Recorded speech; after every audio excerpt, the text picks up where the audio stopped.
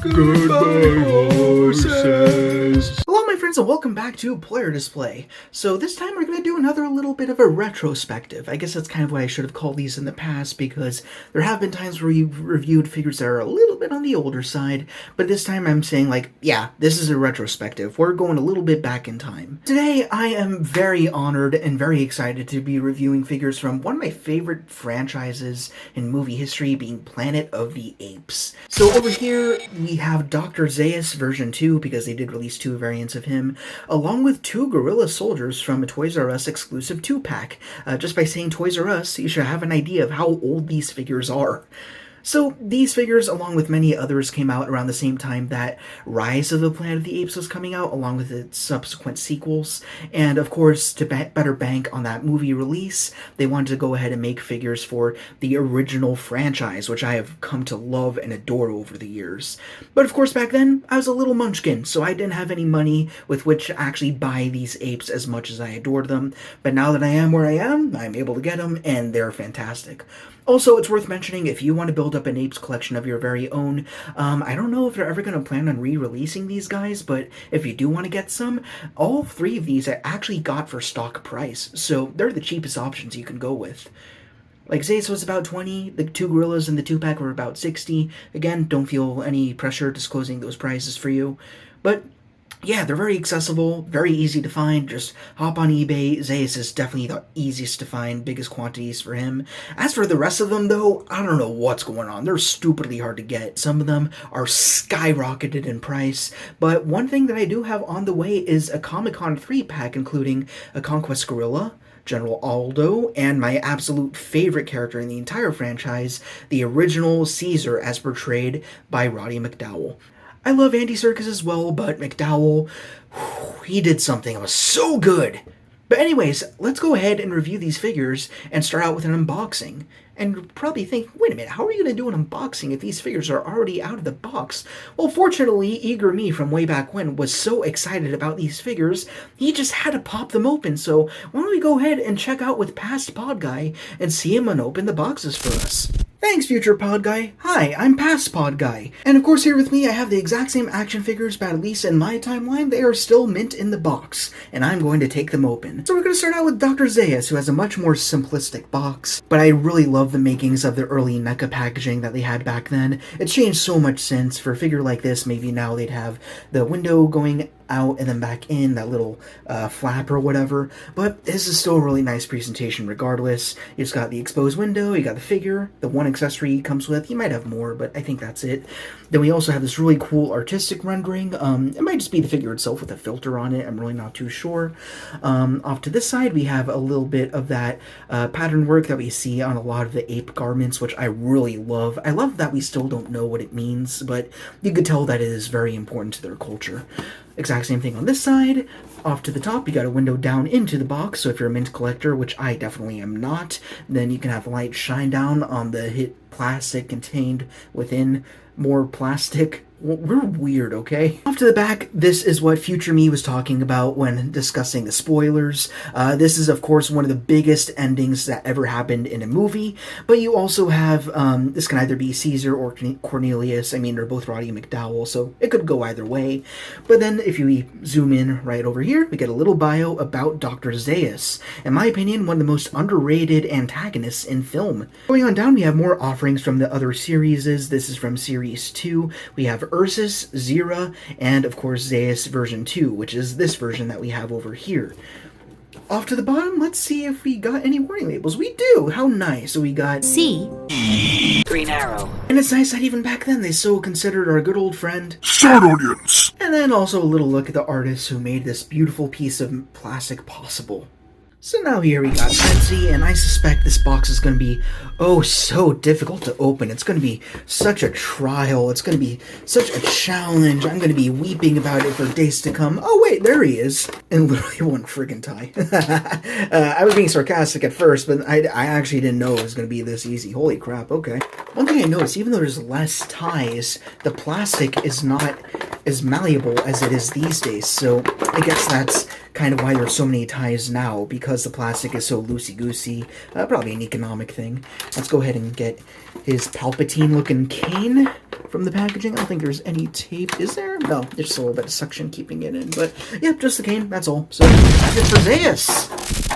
Now here is Dr. Zaius, the key villain of the very first movie, and I don't even think you could really call him a villain. As we know, and hopefully you know if you've watched the film by now, he was really just a withholder of information. He didn't want things to be too dangerous for his people. Ultimately, he was trying to advocate for the greater good. There are two versions of this figure. This is the Series 2 version, where he has the more traditional coat with those logos that we saw in his packaging.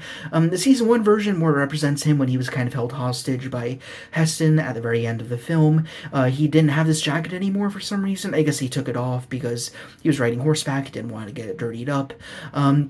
But yeah, this guy's really great. So the first thing we have is the head sculpt, which is one of the things that varies from the initial release.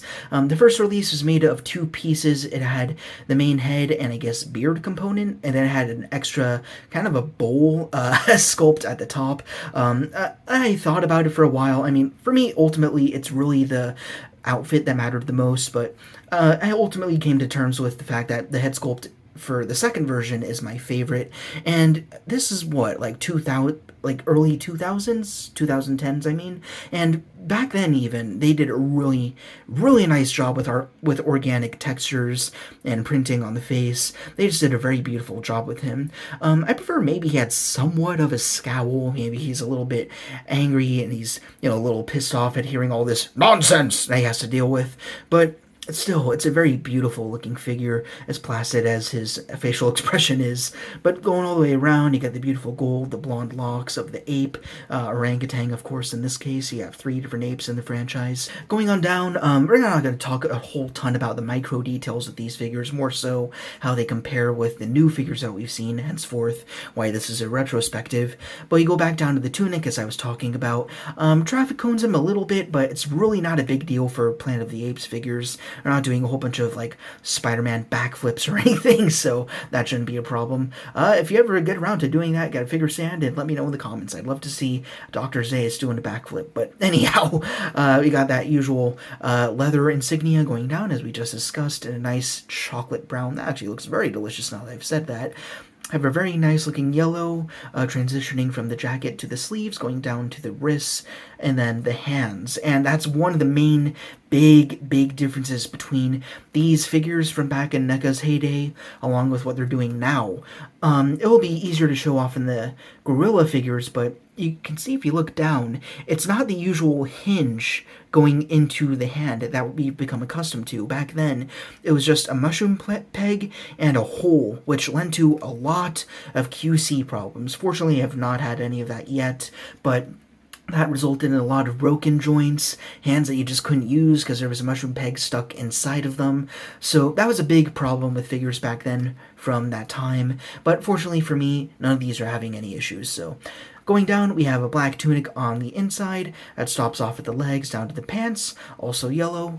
And down to the feet, these are probably the most unique feet I will ever see on this channel. We have ape feet, so you also have your 4 digits, but then you also have this 5th one kind of coming off to the side. Again, furthering that simian nature of this character design.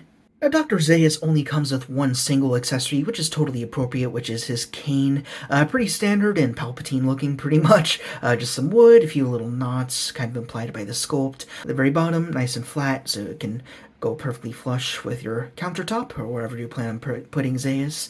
The first version of him did also come with one additional accessory. I couldn't tell if it was a bottle or a scroll. Images of these figures are kind of fleeting, especially for back then. There weren't a whole ton of reviews, which is another reason why I love doing these retrospectives. But anyways, let's go ahead and get the cane in his hand, which is actually no issue at all. Just slip it into his righty over there. I suspect it would go in his other hand as well. Just plant him down nice and firm, and aim the camera down a little bit, and everything matches out just fine. His posture is great, lines up really good with the cane. My one complaint with this figure, really, is just the head movement. His head is kind of defaulted to look ever so slightly down and not quite straight on, and I can't move his head back much at all. It's just a single bone there, I'm pretty sure.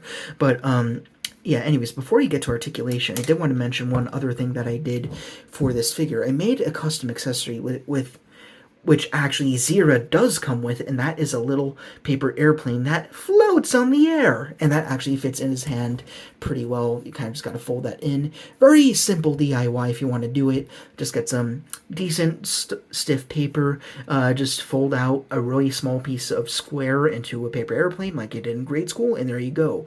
Nope, it does not fly. Dr. Zaius was right. Now let's move on to articulation, which is pretty quick. I mean, they didn't have a whole lot of double joints or anything special back then. Not even butterflies, I don't think, in the shoulders. But you have swivel, which kind of stops on the beard. You have a tad up, a little more so down. Let's see, you can kind of ratchet him down a little bit further if you want, if he's looking down at the doll perhaps or something like that, and not really any back, unfortunately. He does have slight tilt, more so to the right than the left. Well, my right anyways, but yeah, I guess if you just push it around a little bit. Oh, see, we're discovering a little more joint in there. So, all right, maybe there's a little bit more neck articulation than I was led on to believe. Shoulders, they go all the way around. Be careful. Again, this is a unique old plastic, if I may call it that. Comes out to below 90. As for the elbows, obtuse angle, not 90 at all, but they do swivel. Wrists, both of them swivel, but have no hinge. It's a ball joint, so you have a little bit in and out, a little bit up and down. Don't expect any more than that, though, with these older NECA releases. There might be a joint in the tunic. You do have a swivel at least, and then a little forward, a little back. Got tad side to side. Legs kick out, pretty much not at all. I mean, for a character like this, that's fine, but it's also because of the tunic. As for the knees, they come down. Again, not 90, you're not going to get that, though you have swivel. As for the ankles, you have that much back, not at all really. Better amount forward, but you also do have a little bit of rocker. It's a ball joint in there, by the way, so it's not the traditional hinge that we've been seeing with Marvel Legends or anything else. So this guy's very limited in articulation, but it's a case where he really doesn't need it, so I'm okay with him sacrificing articulation for sculpt and detail. Everything you need him to do, he does. I really love this figure. Hope you get him. He's a good one. Let's also have a look at the packaging for the two gorilla soldiers as they appeared in the first and second movies, I believe, and kind of in the fifth, pretty much. But pretty much the exact same motif, but this time it's all done up in purple. You have your artistic renderings at the bottom, which may or may not be photographs, which with a filter on top of them, I have no idea. Off to this side, once again, you kind of have their insignia, which is actually kind of cool. Now we can take these boxes, put them beside each other, and yeah, so I guess orangutans have the longer symbol, and then gorillas have the shorter one. So I wonder what the chimps have. I definitely need to get Cornelius or Zira one day. Definitely getting Caesar, though. That's a guarantee. On the back, a variation of the same iconic ending of the first film, but then down here we do have a few more figures to look at from Series 1, I believe, as well. I do think this is every figure except for that 3-pack from Comic-Con, which I'm sure future me has already talked about. And if you want a little bit more information on the Gorilla Soldier, well then, here you are. On the bottom, nothing new, but here are the artists once again. Probably a little bit different, I'm not too sure. I honestly don't read them, but it's important to give them some credit. Off to the top, window, once again, and now, let's open this guy. Well, two guys, isn't it? But one guy being the one box, I suppose. Now, I actually forgot to mention the really special Toys R Us sticker, which I'm actually a little tempted to cut out and keep for myself. I actually have a binder which contains all my McFarlane trading cards and stuff like that. So that's just a place where I like to put little mementos like that. Like I've kept some gold labels, I've kept a platinum label, so might do something like that. As for opening these guys, all these boxes have a little bit of wear, as you've noticed. This is, of course, from the very early days of NECA, when they were pretty much first getting started, as far as I know. But here we are. So we've got the two gorilla soldiers, we've got two varied firearms, two batons, and actually extra hands, which I wasn't expecting, so that's really cool. And then we also have two sticks for roping in their human cattle. That was so scary the first time I saw it. Not seeing any ties necessarily. Yeah, so the clubs and the guns are pretty simple. As for the poles, I want to be sure I don't warp them or anything, so probably best to push them back, and it would kind of, I don't know, man, I'm just working on it. I don't like this process. Alright, despite my camera falling over the place, there's one. Let me go ahead and get the other one as well. The second one came out a lot easier. I couldn't explain to you why, but as for hands anyways, let's just pop those right out. One of the batons is almost rolling off the table. There we go. And as for the apes themselves, oh, these guys have more wirings. That's really interesting. This time they each have 2 around the arms. So let's use Donnie Boy over here and get them out. Let me know in the comments, just as a general, just like how you work as a collector question, do you keep any of the bendy wires? Because like ultimately whenever I am collecting them, I just find that I have too many, so I just wind up chucking them anyways. So it's just a vicious cycle of creating a big stockpile of them, then not actually doing much with them. And also they're a bitch to untie, which, as I've said before, is why I always just cut them, no questions asked. It just makes life a little bit happier for me. So there's one gorilla over there. Of course, pun intended, they are intended to reference guerrilla soldiers from Vietnam. I mean, it's kind of the time period this movie is speaking to, and the time period during which it was released. And here's our other one with a little bit of a lighter face. So it's very nice that even though they have the same sculpt, they are a little bit varied, which I'm sure the future version will talk to me about. Speaking of future pod guy, that's pretty much it for me. So thanks a lot for giving me this time in the spotlight. Let's hop over to the gorillas, and these guys are going to take a little longer to review because of all the accessories that they come with, but fortunately we are not going to have to review both of them because they are both identical except for the head. The head sculpt is exactly the same as you could see here, but the paint is different. You have one that is totally in black, then you have the one with more of a brown wash to make them a little bit more varied. The quality control does vary from what I've heard between the eyes. On mine, I think they look just fine, especially on the brown one over here. I mean, it's easier to see. We don't have all the black paint kind of muddying everything up, but sometimes the eyes have been a little bit off-center. Also, the paint, at least on the brown one, it's been a little bit inconsistent on some others, but for the both of mine, I'm pretty happy. But anyways, let's just get this baton down here. We'll talk about accessories as well, because they have many accessories, but we'll just do a little bit of a rotating around of the head sculpts here. A little bit Wolfman, now that I think about it. Pretty cool looking, but going all the way around, exact same head sculpt, and then we can put the black one aside as we look at the brown one, I suppose. Really doesn't matter, but yeah, beautiful details. Love the snout, love the nostrils. They look just like they did in the films. I really like these guys a lot. Spanning on out, we have a leather jacket along with a purple undercoat. Also have some black gloves going up down to below the elbow, and then we also have his hands there, also gloved. We also have some purple pants, and this actually better amplifies the weathering work that they did back then. They've definitely improved it since then, but back then it was kind of a more scrappy wash. Doesn't look quite as good as they do now, which is another reason why I'd love to see them do these guys again. But they're still really nice looking. Actually not as heavy-handed as I expected it to be, so I'm very happy with this. And also the sculpt work is very good, very asymmetrical, breaks up the pants and the overall profile of this figure a little bit, so I love that a lot.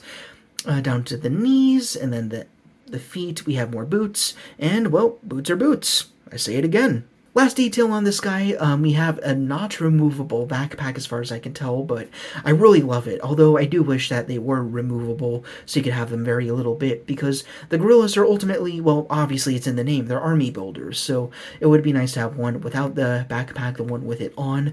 I guess if you wanted, you could cut it off, but I'm not seeing, like, an obvious peg or anything that could be removed with heat anywhere. Odds are they put on the backpack, then they popped on all the limbs. Now let's take a quick, brief look at the accessories, because most of them are frankly duplicates, and also we do have a few unique cases here that we need to put a little bit more time into. So the first one here is actually the most fun one, and they're this rope stick thing that they use to grab their human cattle, as I've discussed before, but I really like the way that they did this. So basically, when you take it out of the box, it looks something like this. You got this rope going around, and it took me a little while to figure it out, but basically what you do is you spin this little joint piece here, so you undo the rope, and that will allow you to have this rope right here to extend and then lasso around a human neck or an ankle so you can ensnare whoever it is they need to bring home for hunting reasons, just for pride, I think is the only reason why they really do it. And it can also be a little creative, like you could push it a little higher, get the rope tighter like that, and there we are. So those are rope sticks. We also have two alternate guns, with both looking really cool. That's one of my favorite parts of their primitive aesthetic, no pun intended, is that their weapons are almost totally made out of wood. I just think that looks really cool. And there's just subtle little nuances like that, which sort of teach us more about their world. Of course, they're very anti-technology, so not only does it make sense their weapons would be made of wood, but also when you think about the grand scheme of the timeline, if you've seen all 5 movies, perhaps there's a shortage in metal, and even if they did want to get technological, they couldn't afford to. There just wouldn't be a whole lot of those resources left. And then lastly, we have 2 gripping hands and batons, which are kind of a package deal. And then this is where another downside to old NECA shows. So here's gripping hand. As you can see, they're pretty much nigh impossible to flex open. The hands are very, very stiff, which is why I still have this baton in this hand, because I can't get it back out, actually. So I'm probably just going to take this baton and put it in this hand and just leave it in there. There's no other accessory you'd want in there. Actually, we'll go ahead and do that together. Might help to get yourself some heat, but damn, they're really a pain in the ass. Get your stinking paws on it, but there we go. As for the baton itself, it's very simple. Just a little bit of a club with a little hole in there, maybe for a little string or something if you wanted to add one. I don't think I feel the need to. Maybe I will. It might be cool to kind of hang it over their shoulders, but that's assuming I can get them back out of these hands, which I don't plan on doing, so maybe not, but that's it for accessories. Now, here is perhaps the most intimidating part of NECA figures from back then, and that was quality control and the way that they managed joints. So here's Mushroom Pig that I was talking about earlier with Dr. Zaius. For him, there was no reason for me to remove the hands, and why risk it when we are supposed to do it with the gorillas anyways. I'm just going to do it here. So here we have one of the baton hands, so I'm going to try putting that in. I'm going to have to put my head at a weird angle, so if your audio is jumping a little bit, that's probably why. And you really just got to align it and hope for the best, and sadly, that's what it is. So it's really damn hard with the camera in the way. All right, I'm going to go off screen for a second here. Whew. There we go. Okay, got it on. That took me like maybe a solid 60 seconds just to get this thing on there. Didn't hear a click or anything. You kind of just kind of keep pushing it until it slowly, no pun intended, gloves over the peg. Then eventually it gets there. But pretty much what I'm going to do with the 2 of these is I'm going to have one with a baton, then one with one of the rifles or one of the staffs. And then there is a single release gorilla with a unique head sculpt, so I'll get that one as well. And then that'll give me a few more options. So again, really good for army building. As for getting any of the other weapons in their hands, let's bring out the brown-faced one over here. And we'll go ahead and we'll start with this weapon here, which is more difficult of the 2 because you kind of have this thumb hole in there. But you can at least start with getting the fingers in that finger guard. It's really dicey. I'm sorry. I know it's dark. It's because my phone is right over everything I'm doing here. But yeah, you can get that in that hand there. It kind of pops out. They're not perfect, that's for damn sure. And then you can get this hand over the magazine. And he looks absolutely fantastic holding it. Like, you can't quite get at eye level because of the joints, but you can still get it kind of, you know, pointing out it's going to kill someone. That's the pose that you can get out of these. And as for the other one, it's a lot easier to get in. This is my preferred rifle, obviously, but you can just get the thumb over everything, clip it together, and then there we are.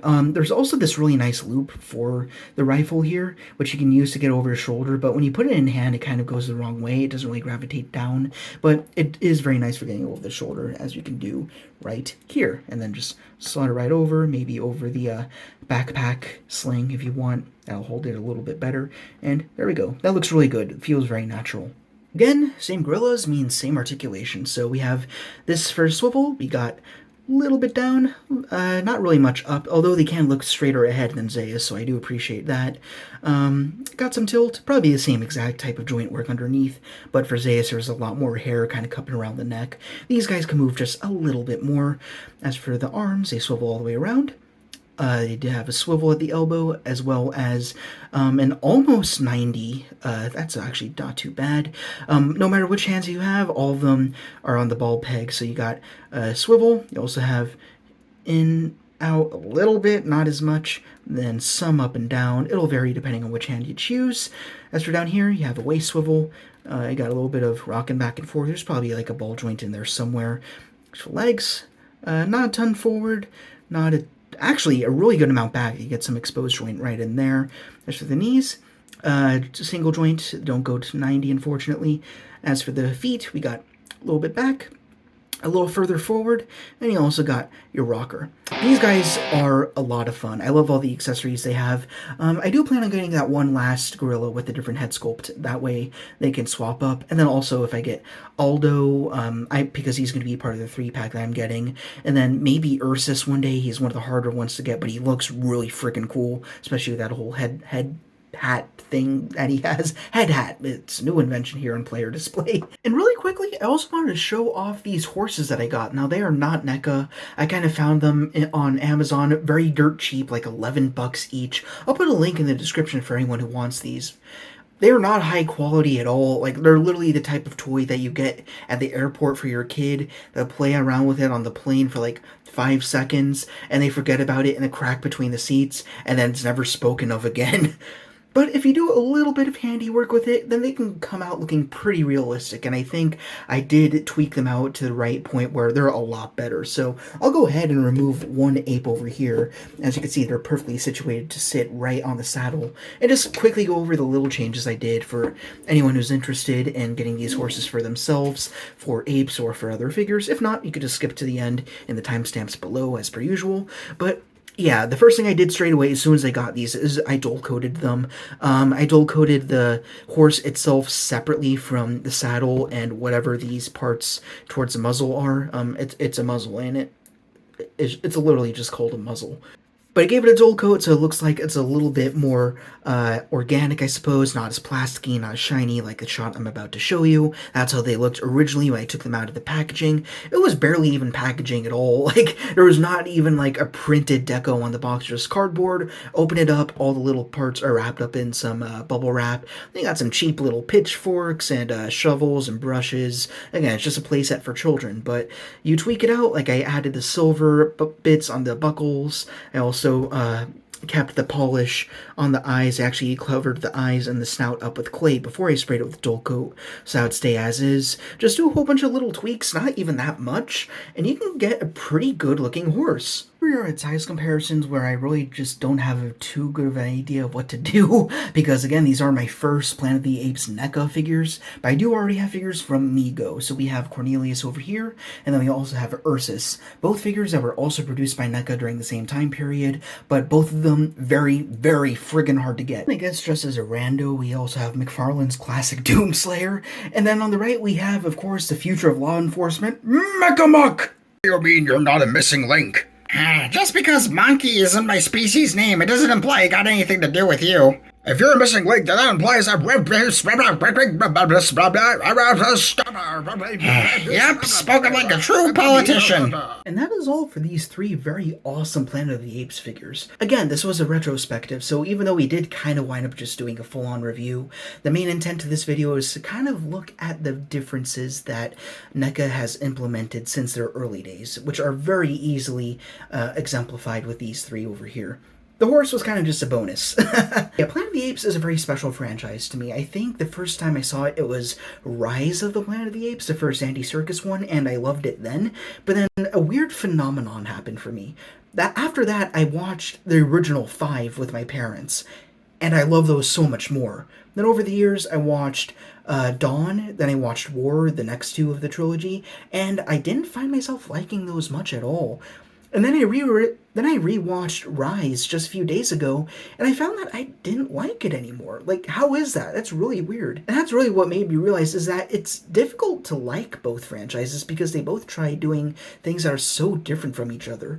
The new one, it's good, it's fine. It's just more... It's a little too Hollywood for me. That's the best way I could describe it. A little too shiny, a little too quick, a little too actiony, but... there's something very special about the original 5 movies that resonates with me, even the weaker installments. We're going to talk about this more when we do a Planet of the Apes podcast, but I friggin' adore those movies for all their faults. Yeah, the 3 of these are really cool, and I suspect the other ones are just so, but it's a matter of whether or not you're able to obtain them. In terms of how they live up to the current standard of NECA figures, I actually think they're very good. The paint apps are great, at least on mine. The joints overall, they're what they need to be. They don't need double joints or anything crazy like that. Really, the only weak points that I can find is the head articulation and the way that wrists, the hands are done. Again, it's those primitive mushroom joints where you really got to force the hand on each wrist, and there's always a risk of breaking something, so I'm going to do that as little as I can. Or, if not, never again, because again, I'll have one with a baton, then one with a rifle. I know he's got both right now, but you know what I mean. That's a plan. That's pretty much all. Let me know what you guys think about these figures, and let me know what your favorite Apes movies are, if you've seen any of them. If you haven't seen them, I implore you, start with the first movie. And if you made it this far after all those disclaimers, I don't know what to do with you, but they're still worth watching. They're very good films. They require a lot more of a sit down. It requires a lot of deep thought. I mean, they were literally produced by the same folks that did Twilight Zone, so you know they're in good hands. And after that, I mean, it's pick and choose your favorites. They're not all great, but it's a lot of fun, except for the Burton one. We don't talk about the Burton one. That's about all. So if you like this little retrospective, then please, as per usual, be sure to Like, comment, and subscribe, or anger a dark lord of the Sith.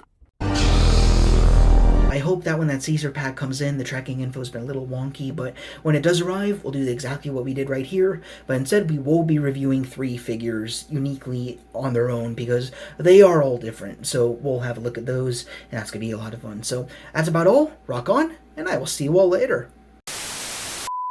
So when it comes to acquiring those other NECA Planet of the Apes figures, which I really do want, that's the kind of thing where, as a collector, I'm not going to buy them regularly. I'm going to wait until, like a holiday or a birthday, if I get a gift card and I want to treat myself. That's the best way to approach, like, a figure line that you missed out on. Wait until very special events to get those, especially if the prices aren't fluctuating. Like, the prices for the NECA figures for Planet of the Apes are stupid right now, but at least they're not going up or down, so I have solace in that. Like, after a decade, if the price is the same, odds are it's going to stay the same, unless there's more movies or they're redoing these guys, in which case the older figures' price might go down. But yeah, for me, just wait for special events. That's when I'll get the new ones, and then I won't feel as bad when I spend so much money. I mean, they must eat humans, right? Like, I guess they have crops, but they must serve more purpose than just simply just being hunted down. But anyhow,